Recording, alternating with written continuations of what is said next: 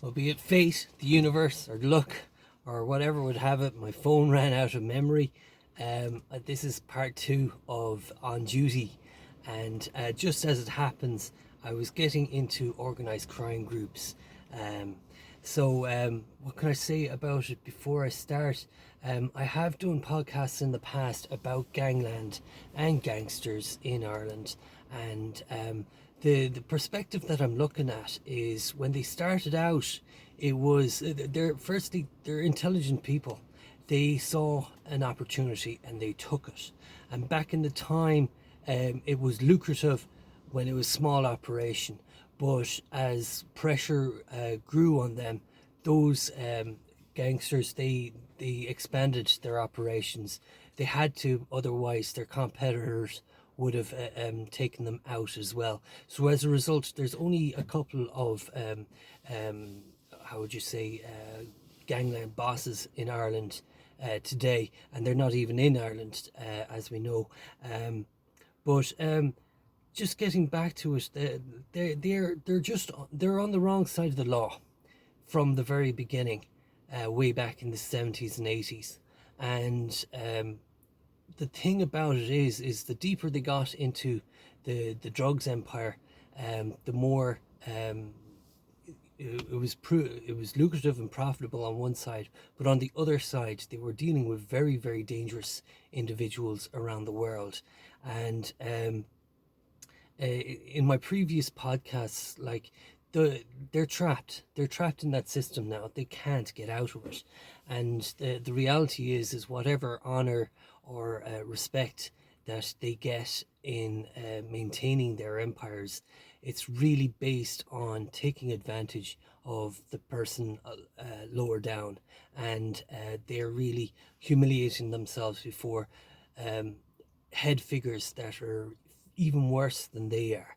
And when the guards allude to gangland and terrorism, it's the reality is the the people, the likes of the Kinahans and the Hutches, are answerable to are the likes of Venezuelan terrorists, Russian oligarchs, Chinese, Iranians, really nasty characters that really have whose real overall goal is to bring down the West. And when you think about it, like after the Second World War, we should have been at peace. The world should have come to some sort of agreement, but it didn't. It just continued on and on and on, and the same characters that were there 75 years ago are still playing in the background, trying to push their way of life on top of the rest of us. And by bringing down the West, that way they can prove to their people that their way was the better way at the end of the day. So John O'Driscoll, he takes up in 2015 the incident in the Regency Hotel in Dublin. What happened was there was a boxing tournament in the hotel.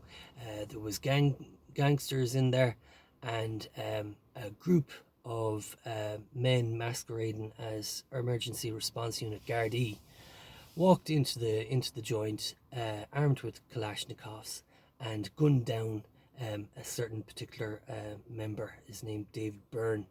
He was a member of the Hutch gang, I believe. But what that did was it sparked a feud between the Hutches and the Kinahans.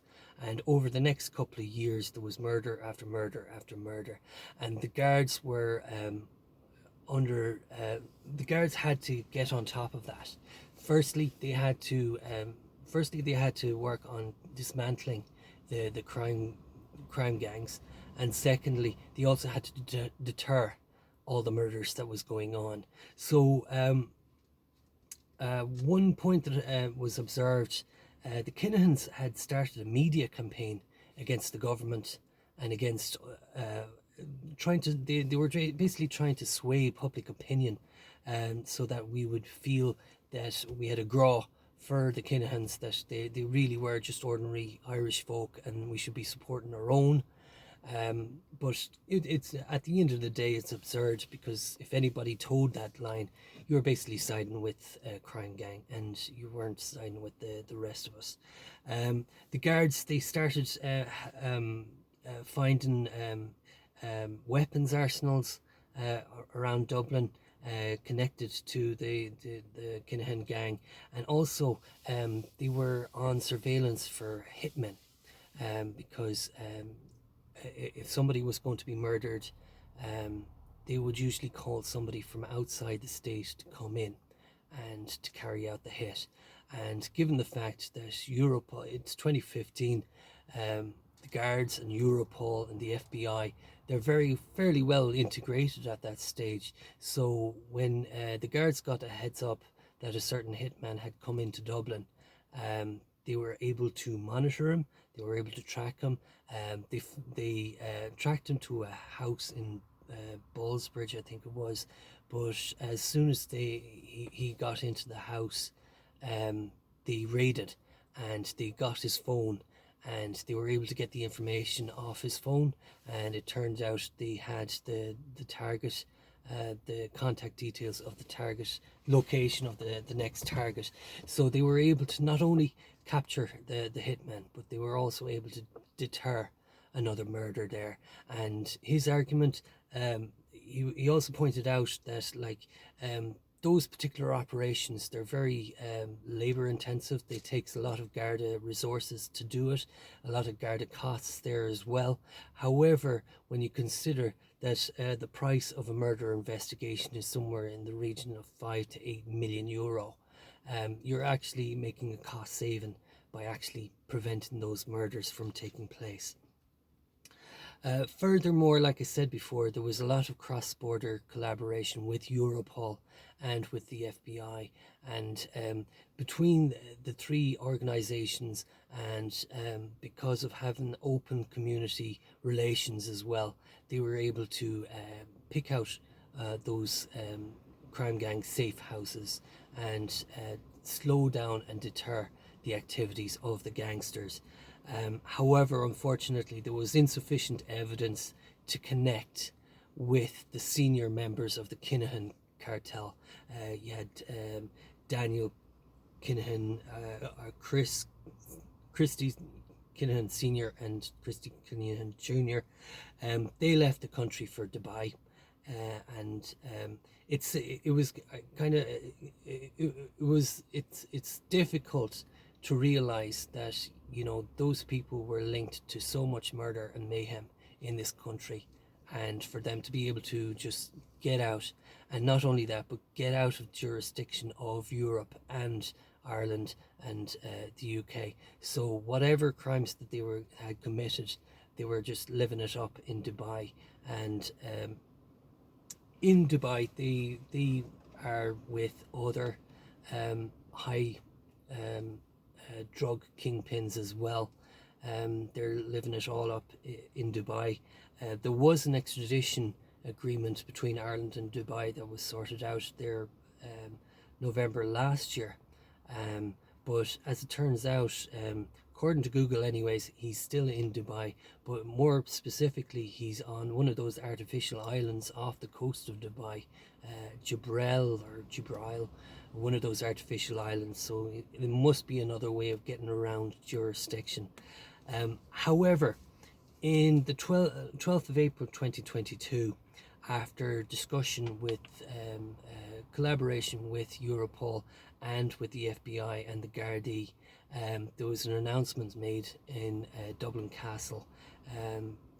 The Americans now are of the view that the likes of the Kinahan cartel and other cartels are operating like super cartels, acting with impunity around the world, and so they are in effect a threat to the United States. And so on account of that, they've issued a €5 million bounty for information leading to the arrest of Christy Kinahan Sr., Christy Jr. and Danielle. 5 million each for those three. And what that means is that anybody who's connected with those three in any way, shape or form, they could potentially profit from turning them in. But not only that, those characters are now designated, are on the designated nationals list. They're blacklisted. In other words, if ever their money, or if they're connected with any money that goes into the global banking system, that money would be seized, and therefore they lose out on their assets. Overall, I found this a very enlightening book. It covered policing all over the last 50 years in Ireland. And what do I glean from it? Right now, the guards are recruiting, and there's more and more resources available to the guards. There's a lot more collaboration going on internationally as well. It all leads to a more secure Europe. Further threats to the guards now would be cybercrime, and but what I got from the book was it's all about being open and honest, and